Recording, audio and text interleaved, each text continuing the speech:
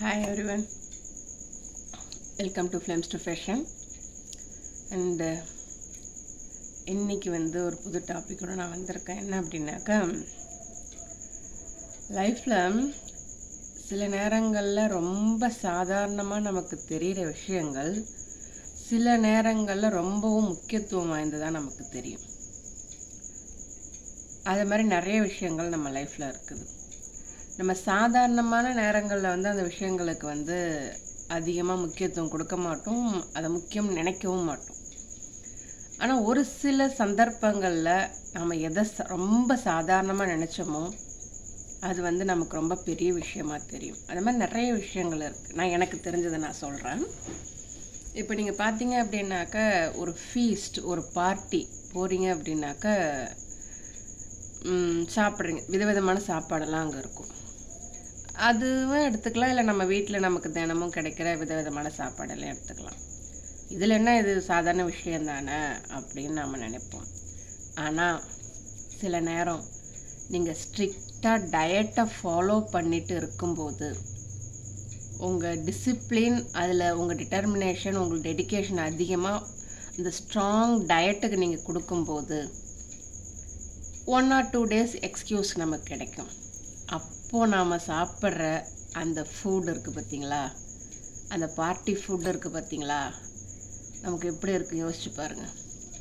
ரொம்ப நாள் நீங்கள் ரொம்ப ஸ்ட்ராங்காக டயட்டில் இருந்திருக்கீங்க, ஒரு நாள் உங்களுக்கு எக்ஸ்கியூஸ் கிடைக்குது, நீங்கள் அப்போ போய் அந்த சாப்பாடை சாப்பிட்றீங்க. அப்போ உண்மையிலே நீங்கள் என்ன நினைப்பீங்க?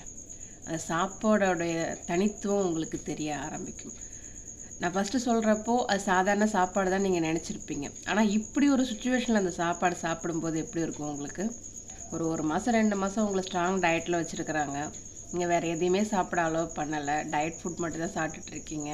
பட் ஒரு நாள் உங்களுக்கு எக்ஸ்கியூஸ் கிடைக்குது, நீங்கள் போய் ஒரு பார்ட்டி அட்டன் பண்ண போகிறீங்க, அதை என்ஜாய் பண்ண போகிறீங்க, எப்படி ஃபீல் பண்ணுவீங்க? அப்போ அந்த ஃபுட்டு எவ்வளோ இம்பார்ட்டண்ட்டாக அந்த சமயத்தில் நமக்கு கிடைக்கும். ஓகேங்களா? அடுத்து ஸ்பெண்டிங் மணி. பணம் நம்ம எந்நேரமும் செலவு பண்ணுவோம் தான், இல்லைங்களா? செலவு பண்ணுறது சம்பாதிக்கிறோம், அதுவும் உண்மை தான். ஆனால் சில நேரங்களில் அந்த பணத்தை நாம் சம்பாதிச்சு, நம்ம நல்ல வழியிலையோ நேர்மையான வழியிலையோ நம்ம சம்பாதிச்சு நம்ம கையில் இருக்கும்போது, அதை ஒரு உபயோகமான காரியத்துக்கு பயன்படுத்தும் போது அப்போ நமக்கு அந்த பணத்தோட அருமை தெரியும் பார்த்தீங்களா? இந்த நேரத்துக்கு இந்த பணம் என் கையில் இருக்குது அப்படின்னாக்கா நான் உண்மையாக சம்பாதிச்சது தான் காரணம், நீங்கள் ஒரு நிமிஷம் நினைப்பீங்க பார்த்தீங்களா? அப்போ அந்த பணத்தோட மதிப்பு பன்மடங்காக அதிகரிக்கும். அப்போ இதுவும் ஒரு ஸ்பெஷல் மூமெண்ட்டு தானே. தென் அடுத்து பார்த்தீங்க அப்படின்னாக்கா, வின்னிங். நீங்கள் ஏதோ ஒரு போட்டியில் கலந்துக்கிறீங்க, ஏதோ ஒரு காம்படிஷன் இருக்குது, இல்லை ஏதோ ஒரு காம்படிஷனில் நீங்கள் இருக்கீங்க. அப்போ வின் பண்ணுறீங்க. வெளியிலேருந்து பார்க்குறவங்களுக்கு அது சாதாரணமான ஃபஸ்ட் ப்ளேஸ், சாதாரணமான வின்னிங்காக தான் தெரியும். ஆனால் உங்களுக்கு நீங்கள் எவ்வளோ ஸ்ட்ரகிள்ஸை தாண்டி வந்திருக்கீங்கன்றது உங்களுக்கு மட்டும்தான் தெரியும். அப்போ அந்த வின்னிங் உங்களுக்கு எவ்வளோ முக்கியத்துவம் வாய்ந்தது. வெளியிலேருந்து பார்க்குற எல்லாருக்குமே ஃபஸ்ட் ப்ரைஸ் ஓடனா கிடைச்சான், இல்லை செஞ்சால் ஃபஸ்ட் ப்ரைஸ் வாங்கிட்டான் அப்படின்ற பேர் தான் இருக்கும். பட் அந்த களத்தில் நிற்கிறவங்களுக்கு தான் அந்த ஃபஸ்ட் ப்ரைஸோட அருமை என்னங்கிறது தெரியும். நெக்ஸ்ட்டு அடுத்து பார்த்தீங்க அப்படின்னாக்கா, ரெஸ்ட்டு. நம்ம பெரும்பாலும் எல்லோரும் நினைப்போம், என்ன வேலை வெட்டி இல்லாமல் சும்மா உட்காந்துருக்க, எப்போ பாரு ரெஸ்ட்டுன்னு இருக்கிற அப்படின்னு சொல்லிட்டு அந்த சில சமயம் அந்த ரெஸ்ட்டையே நம்ம வெறுக்க ஆரம்பிச்சிருவோம். ஆனால் ஒரு நாள் முழுக்க நீங்கள் டயர்டே ஆகாமல் வேலை செய்கிறீங்க, அன்னைக்கு அந்த ரெஸ்ட்டு உங்களுக்கு கொடுக்குறாங்க, அந்த ரெஸ்ட்டு உங்களுக்கு கிடைக்குது அப்படின்னாக்கா நீங்கள் அந்த ரெஸ்ட்டை எப்படி கொண்டாடுவீங்க? யோசிச்சு பாருங்கள். அப்போது அந்த ரெஸ்ட்டு எவ்வளோ ரொம்ப முக்கியத்துவம் வாய்ந்ததாக உங்களுக்கு தெரியுமா தெரியாதா? கண்டிப்பாக தெரியும்.